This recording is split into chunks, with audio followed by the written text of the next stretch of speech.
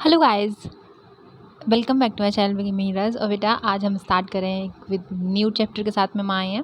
जो मैंने आपको बताया था कि लास्ट चैप्टर था वो क्या था, आपका cell the unit of life था। और इसमें हम इंट्रोडक्शन पढ़ेंगे सेल के बारे में, कुछ इंटरफेसेस देखेंगे। इंटरफेस में जो प्राइमरी चीज़ें होती हैं वो देखेंगे, कैसे कैसे सेल हमारी ह्यूमन सेल है वो कितने टाइम में डिवाइड करती है, और जो बाकी अदर एनिमल होते हैं या फिर और चीज़ें होती हैं वो कितने टाइम में डिवाइड करती हैं। तो पूरा आपका एनसीईआरटी वेस्ट होगा चैप्टर इसमें, ठीक है।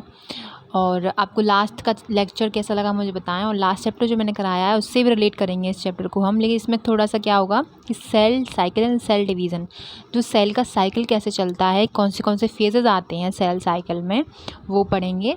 और उसके बाद में हम क्या पढ़ेंगे इसमें, सेल डिवीज़न के, एक सेल डिवाइड कैसे करता है, चाहे वो माइटोटिकली डिवाइड करे या फिर मियोटिकली डिवाइड करे, ठीक है। तो दो डिवीज़न होते हैं, एक माइटोटिकली डिवीज़न होता है और एक मियोटिक डिवीज़न होता है। तो हमारी सेल कैसे कैसे डिवाइड करती है, कैसे टू न्यूक्लियाई बनती हैं एक पेरेंटल सेल से, कैसे माइटोसिस होता है, कैसे मियोसिस होता है, तो ये सारी चीज़ें आज इसमें पढ़ने वाले हैं हम। ओके, ओवरव्यू देख लो चैप्टर का। ओवरव्यू चैप्टर का ये है, आप ना अपनी एनसीईआरटी को ओपन करके रखना। जहाँ जहाँ पे मैं कुछ एक्स्ट्रा चीज़ें लिखूंगी या फिर जहाँ मार्क करूँगी एनसीईआरटी को, वहाँ पे आपको मार्क करना है। ओके, समझ गए होगे आप। अभी चलो स्टार्ट कर ले रहे हैं। ओवरव्यू में आप देखोगे तो सेल साइकिल है, पढ़ेंगे। फिर एम फेजेस पढ़ेंगे, फेजेस क्या हैं, सिग्निफिकेंस और माइटोसिस का सिग्निफिकेंस क्या है, फिर मियोसिस और मियोसिस का सिग्निफिकेंस क्या है हमारी सेल साइकिल में, वो सब पढ़ेंगे हम, ठीक है। चलो स्टार्ट कर ले रहे हैं फिर चैप्टर को। तो स्टार्टिंग में चैप्टर जो कह रहा है वो ये कह रहा है, are you aware that all organisms, are you आप अवेयर हैं जैसे सारे ही जो ऑर्गेनिजम्स होते हैं, even the largest, start their life from a single cell. चाहे वो ऑर्गेनिज्म लार्ज हों या स्मॉल हों, वो अपनी जो लाइफ को स्टार्ट करते हैं वो कहाँ से करते हैं, एक सिंगल सेल से करते हैं। जैसे एक एग्जांपल से आप समझ सकते हो कि जो हमारा ह्यूमन में हम ले रहे हैं इस चैप्टर में, सारी जो चीज़ें हैं वो ह्यूमन सेल से ली गई हैं, तो मैं ह्यूमन से ही बता दे रही हूँ आपको। जैसे ह्यूमन का आपने देखा होगा गैमीट होता है एक, जैसे ये हो गया आपका एग फीमेल से, और यहाँ से जो ये है स्पर्म है, ठीक है। तो बेटा ये क्या है, एक सिंगल सेल ही तो है, स्पर्म है ये, तो ये सिंगल सेल ही तो है। गैमीट क्या होते हैं, गैमीट हमारे क्या होते हैं, हैप्लॉइड होते हैं, मतलब एन टाइप होते हैं गैमीट हमारे। और गैमीट हमारे क्या होते हैं, हमें जो फीमेल होती है उसमें एग होते हैं गैमीट, और स्पर्म होते हैं उसमें, मेल में स्पर्म होते हैं गैमीट। तो गैमीट कैसे होते हैं हमारे, हैप्लॉइड होते हैं। और हैप्लॉइड क्या, सिंगल सेल से ही बन के ही हम पूरा ऑर्गेनिज्म बना लेते हैं। चाहे कितना भी बड़ा ऑर्गेनिज्म हो, चाहे कितना भी छोटा ऑर्गेनिज्म हो, वो सिंगल सेल से मिलके ही बनता है, ठीक है। तो ये सिंगल सेल्स हैं, इसीलिए इनका फॉर्मेशन हो पाता है। एक बड़े ऑर्गेनिज्म का या फिर छोटे ऑर्गेनिज्म का, कुछ भी बोल सकते हो, तो वो दोनों ही आपकी जो लाइफ स्टार होती है उनकी एक सिंगल सेल से होती है, ठीक है। You may wonder how a single cell then goes on to from such large organisms. आपको पता है, आपने सोचा होगा, आपके माइंड में आ रहा होगा कि ये सिंगल सेल कैसे लार्ज ऑर्गेनिज्म में बदल जाते हैं। जैसे आपने देखा होगा, एक एग मिलेगा, फिर स्पर्म मिलेगा, उसके बाद में मीटिंग होगी, उनकी मीटिंग होने के बाद में फर्टिलाइजेशन होगा, सॉरी हाँ वही फर्टिलाइजेशन होगा मीटिंग में ही। फर्टिलाइजेशन होने के बाद में जायगोट बनेगा, फिर एम्ब्रियो बनेगा, एम्ब्रियो से आपके फीटस बनेगा, फिर उसके बाद में ऑर्गन बनेगा, ऑर्गन सिस्टम बनेंगे। तो इससे सब कुछ बन रहा है कि नहीं बन रहा है, तो वैसे ही बनता है, ठीक है। जो आपका ग्रोथ एंड रिप्रोडक्शन होता है हमारा, आर कैरेक्टरिस्टिक ऑफ सेल्स। जो ग्रोथ एंड रिप्रोडक्शन होता है हमारा आर कैरेक्टरिस्टिक्स ऑफ सेल्स है, ठीक है। इंडीड ऑल लिविंग ऑर्गेनिजम्स, जो ऑल लिविंग ऑर्गेनिजम्स होते हैं उनमें क्या है, ग्रोथ और रिप्रोडक्शन एक कैरेक्टरिस्टिक सेल का कैरेक्टरिस्टिक है। मतलब ग्रोथ और रिप्रोडक्शन तो होगी ऑल लिविंग ऑर्गेनिजम्स में, ठीक है। All cells reproduce by dividing into two. देखो ऑल सेल्स जो कहती हैं रिप्रोड्यूस करती हैं by dividing into two, with each parental cell give rise to two daughter cells each time they divide. अब देखो आपकी सारी जो आपकी सेल होती हैं जो रिप्रोड्यूस करती हैं बाय डिवाइडिंग इनटू टू, दो में डिवाइड करेगा। एक पेरेंटल सेल होती है वो दो डॉटर सेल्स देती है, ठीक है। ईच टाइम दे डिवाइड, और वो हर एक टाइम में डिवाइड होंगी। जैसे देखिए पेरेंटल सेल हो गई, उसने दो दी, ठीक है। उसके बाद में फिर अब ये वाली जो हैं ये भी दो डॉटर न्यूक्लियाई देंगी, वो ऊपर वाला भी है वो भी दो डॉटर न्यूक्लियाई देगा हमें, ठीक है। फिर बाद में फर्दर ये भी दो डॉटर न्यूक्लियाई देंगे। तो ऐसे ऐसे डिवीज़न होता रहता है एक पेरेंटल सेल से दो डॉटर न्यूक्लियाई में, फिर इनसे डिवीज़न और होगा। तो ऐसे हमारा डिवीज़न होता रहता है, ठीक है। समझ गए होगे, आई होप। थोड़ा बड़ा कर लूँ आप लोगों के लिए जिससे आपको समझ में आ जाए, ठीक है। अभी क्या है, अभी आप पढ़ोगे यहाँ पे कि अब जी हमने समझ लिया कि ईच टाइम दे डिवाइड करती हैं। These newly formed daughter cells जो होती हैं can themselves grow and divide. अब जो न्यूली फॉर्म्ड आपकी डॉटर सेल्स हैं वो क्या होती हैं, अपने आप ही क्या होती हैं, ग्रो करती हैं और डिवाइड करती हैं। Give rising to new population, अब ये आपको एक न्यू पॉपुलेशन देंगी, ठीक है, that is form by the growth and division of single parental cell and its progeny. तो ये किससे बनी थी, हमारी ग्रोथ हुई थी किसमें, डिवीजन ऑफ द सेल में, पेरेंटल सेल में डिवीजन हुआ था, उसके बाद में हमें प्रोजेनी मिल गई, ठीक है। उसके बाद देखिए, in other words such cells of growth and division allow a single cell.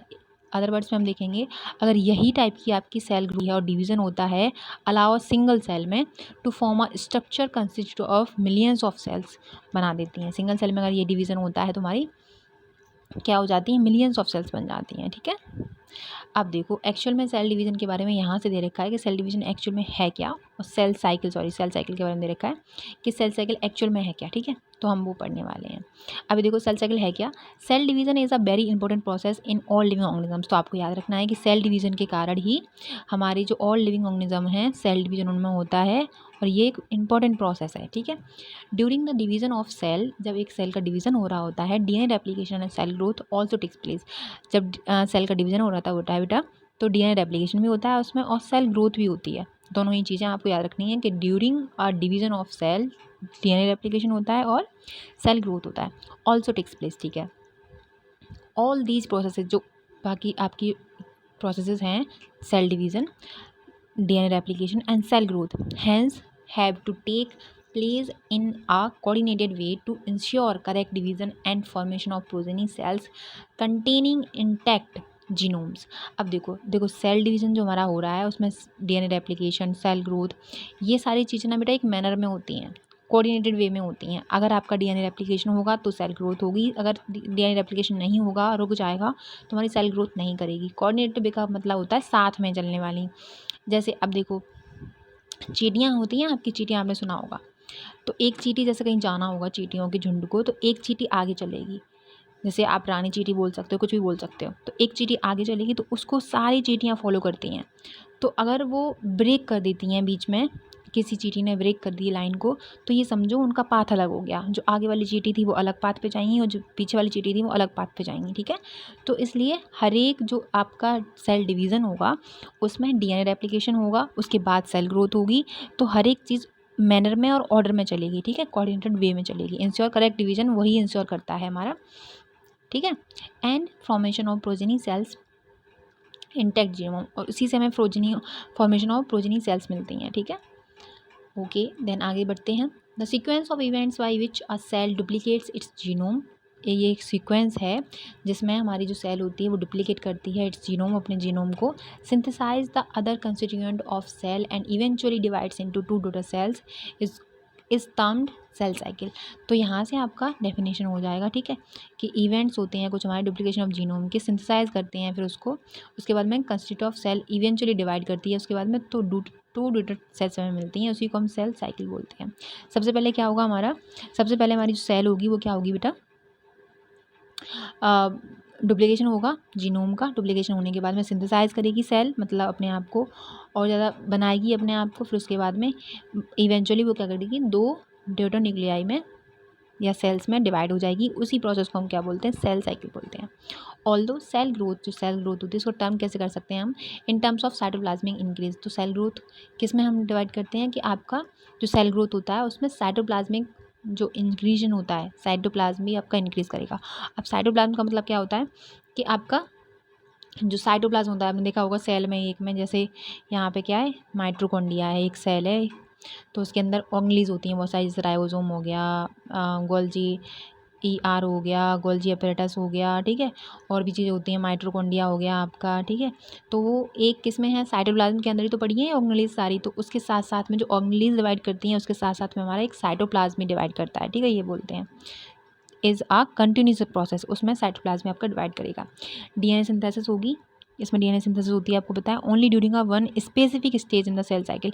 अब जो आपका डीएनए सिंथेसिस होगा, डीएनए का फॉर्मेशन होगा या डुप्लीकेशन होगा, वो एक specific stage in the cell cycle में होगा, ठीक है, ये नहीं कि हर एक साइकिल में होगा। ओके, द रेप्लिकेटेड क्रोमोसोम आपका होता है, मतलब जो डुप्लीकेशन डीएनए होता है आपका, are then distributed to daughters nuclei, और वही हमारा जो रेप्लिकेटेड क्रोमोसोम है, रेप्लिकेटेड क्रोमोसोम का मतलब हो गया कि सेल जो डीएनए है 2 डीएनए बन जाएंगे उसके, जैसे एक डीएनए, यहाँ पे 2 डीएनए हैं, 2 डीएनए हैं, ठीक है। जब हमारा सेल सिंथेसाइज होगा, सिंथेसिस होगा डीएनए का, तो वो 4 डीएनए बना लेगा, ठीक है।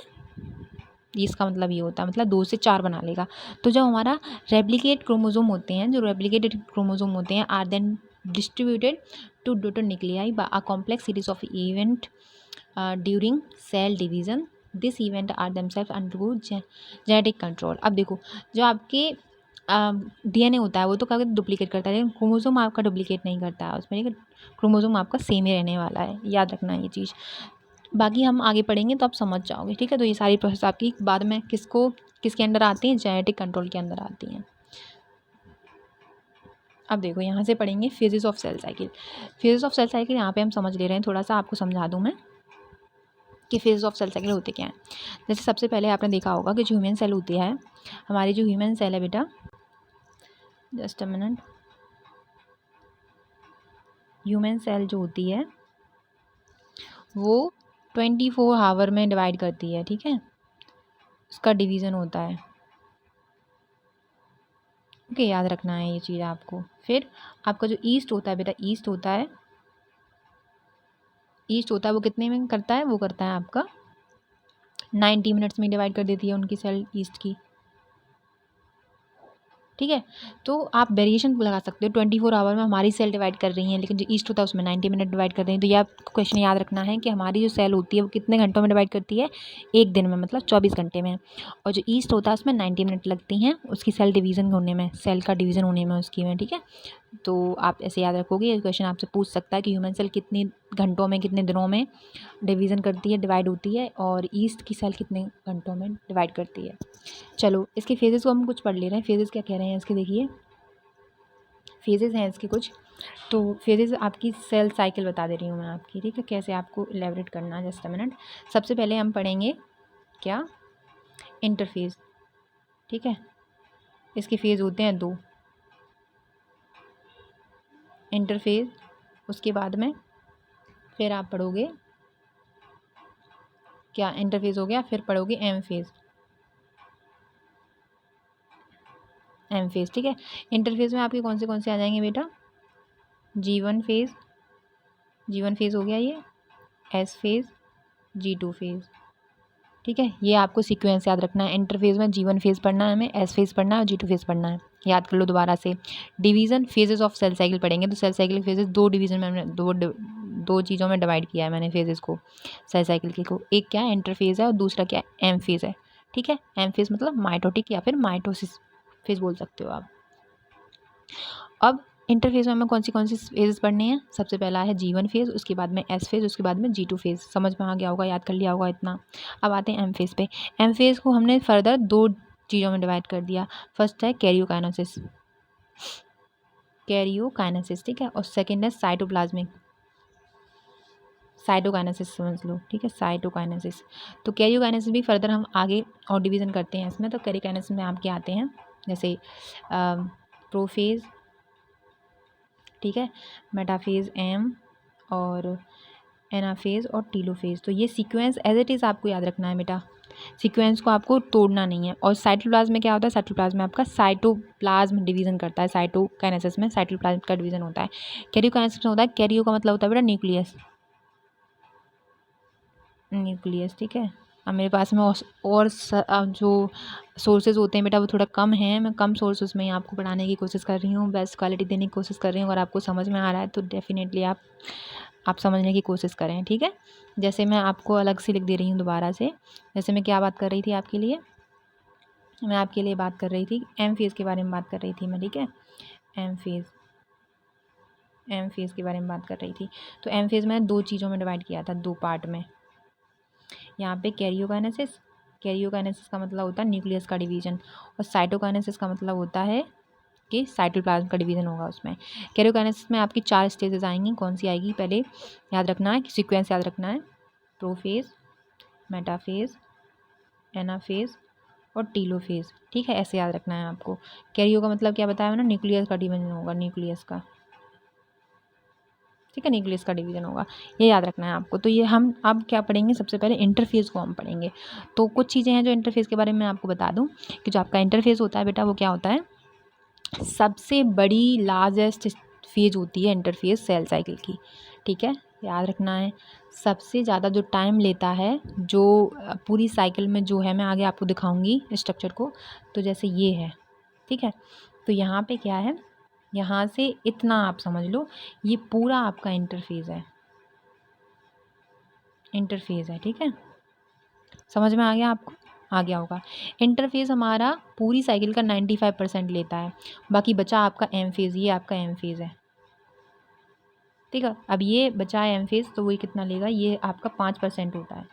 जब सेल डिवाइड करती है ना, तो सबसे ज़्यादा डिवीज़न में जो टाइम लगता है वो इंटरफेस में लगता है। इंटरफेस में 95 जो टाइम होता है, 90% टाइम जो होता है वो इंटरफेस लेता है, और 5% में ही सेल डिवाइड कर जाती है। ठीक है, सेल इंटरफेस में डिवाइड नहीं करती है, सेल डिवाइड करती है एम फेज़ में आके। ठीक है, तो 5% समय हमारा डिवीज़न में लगता है सेल के, लेकिन उससे पहले तैयारी होती है।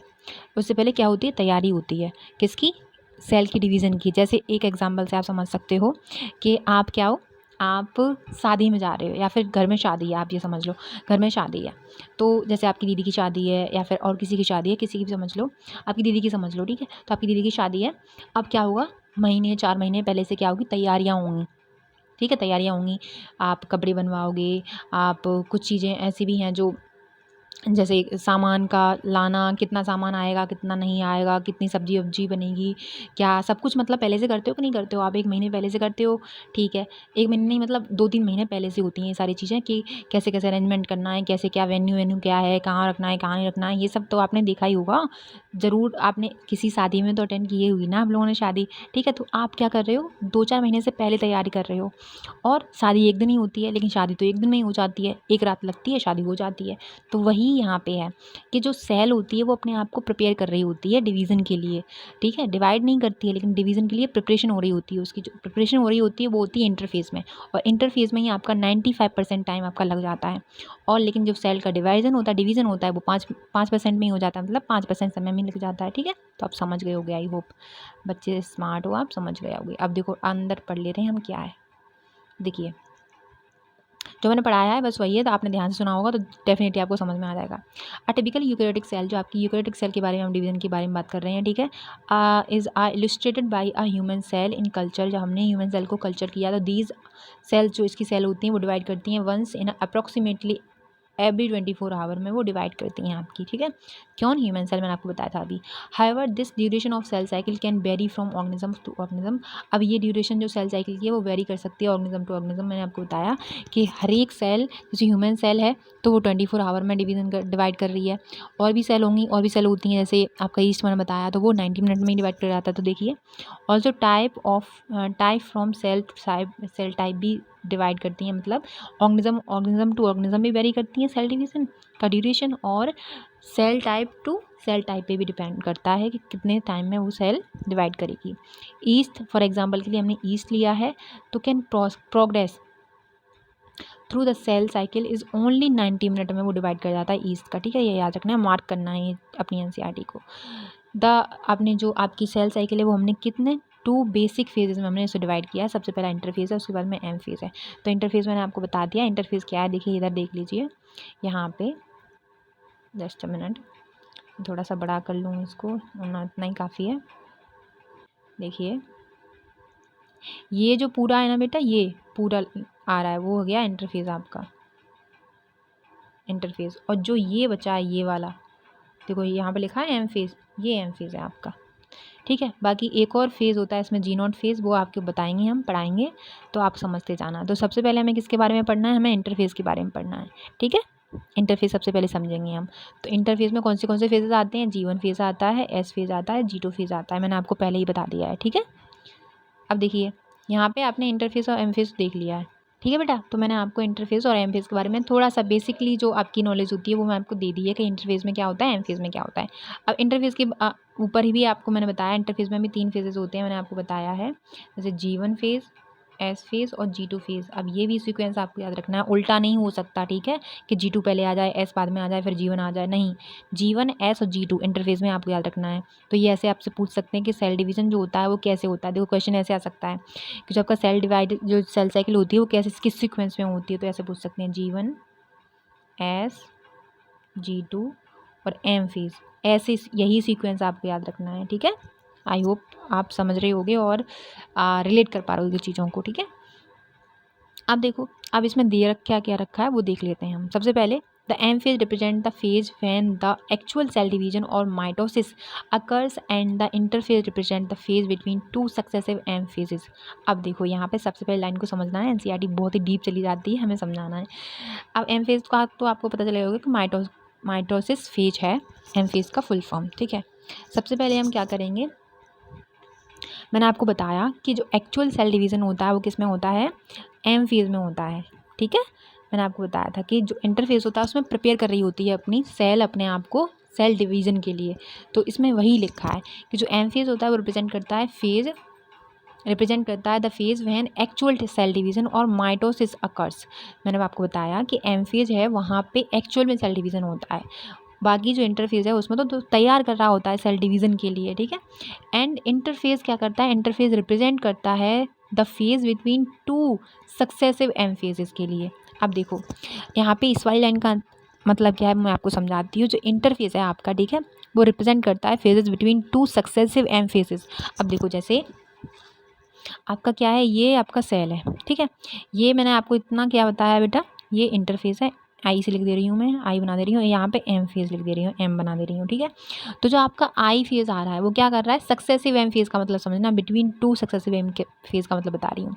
सबसे पहले एम फेज है, उसी से आपकी सेल साइकिल स्टार्ट हो रही है, एक ये हो गई, ये एक एम होगी, ठीक है।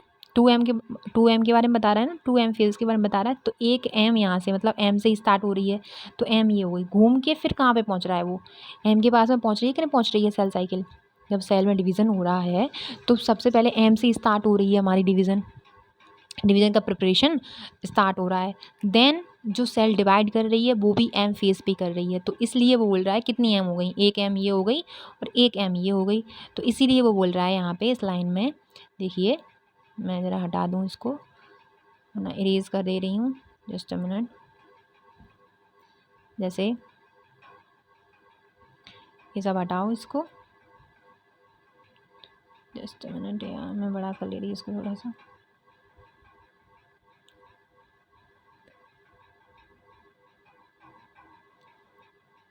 ठीक है। तो यहाँ पे क्या है, यहाँ पे मैं क्या बता रही थी आपको कि बिटवीन टू सही तो है, फिर ओके ओके ओके, मैंने पेन नहीं लिया। तो between two successive M phases के बीच में आपकी इंटरफेस होती है, समझ में आ गया होगा आपको। इट्स जो सिग्निफिकेंस टू नोट दैट, अब इसका जो सिग्निफिकेंस है वो क्या है, to note that in the 24 hour average duration of cell cycle of a human cell. अब आपको पता है कि 24 आवर लगते हैं आपके सेल साइकिल को डिवाइड करने में, कौन सी ह्यूमन सेल को डिवाइड करने में 24 आवर लगते हैं। इट मीन्स कि आपको जो 90% टाइम है, 95% जो टाइम है वो आपका सेल को प्रिपेयर करने में लग रहा है, मतलब इंटरफेज़ को करने में, इंटरफेज़ की जो इंटरफेज़ है उसको कंप्लीट करने में लग रहा है 95% टाइम। बचा आपका बाकी 5% टाइम, वो किस में लग रहा है आपका, एम फेज़ में लग रहा है, मतलब सेल को डिवीज़न होने में।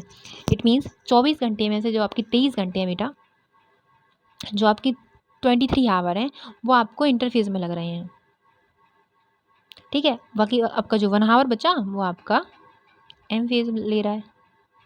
अब तो समझ में आ गया होगा ना, तो वही यहाँ पे कह रहे हैं कि it is significant to note that 24 hour average आपका ड्यूरेशन है of cell cycle of a human cell division proper last for only about an 1 hour. अब देखो यहाँ पे भी इन्होंने दे दिया कि जो सेल डिवाइड करती है वो ओनली अबाउट 1 आवर में डिवाइड करती है, मतलब 23 आवर जो आपके हैं वो सेल को प्रिपेयर होने में लग रहे हैं कि हमें सेल को डिवाइड करना है, डिवाइड करने के लिए भेजना है कि डिवीज़न होगा एक्चुअल सेल में। तो 23 आवर ले रही है वो कि हमें भेजना भी है या नहीं भेजना है, तो भेजना है तो आगे की प्रोसेस करनी है, वो सब समझने में वो ले रही है 23 आवर।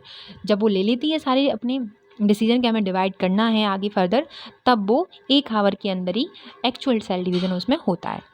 अब देखो, interphase last more than 95% of duration of a cell, ये आपका पता चल गया आपको, ठीक है। तो जो आपका इंटरफेस होता है वो लास्ट करता है more than 95% of the duration of the cell cycle, ठीक है। समझ में आ गया होगा आप इस पैराग्राफ को।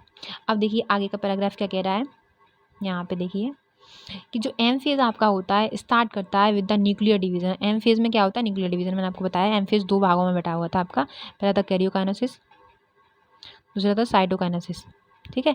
तो जो आपका कैरियो का मतलब क्या था, मैंने न्यूक्लियस बताया था, तो वहाँ पे न्यूक्लियर डिवीजन होता है। एम फेज़ में क्या होता है, ये एम फेज़ के पार्ट हैं, याद रखना है, एम फेज़ के पार्ट हैं ये दोनों। तो एम फेज़ में क्या होता है, न्यूक्लियर डिवीजन, ठीक है। Division corresponding to the separation of daughter chromosomes, daughter chromosomes यहाँ पे उनका सेपरेशन होता है, तो उसे बोल देते हैं, जहाँ पर न्यूक्लियर डिवीजन होगा उसको बोल देंगे हम karyokinesis. Usually ends the division of cytoplasm. अब यहाँ पे जब आपका जो सेल डिवीजन हो रहा है वो एक्चुअली एंड कहाँ पे होगा, साइटोप्लाज्म का जब डिवीजन होगा तब उसका एंड हो जाएगा, सेल का एक का डिवीजन उसका, ठीक है। The interface through called the resting phase. अब इसी जो इंटरफेस है उसको हम रेस्टिंग फेज क्यों बोलते हैं, रेस्टिंग फेज का मतलब ये नहीं कुछ काम नहीं कर रही है सेल, ठीक है, वो प्रिपेयर कर रही है हर चीज़ को।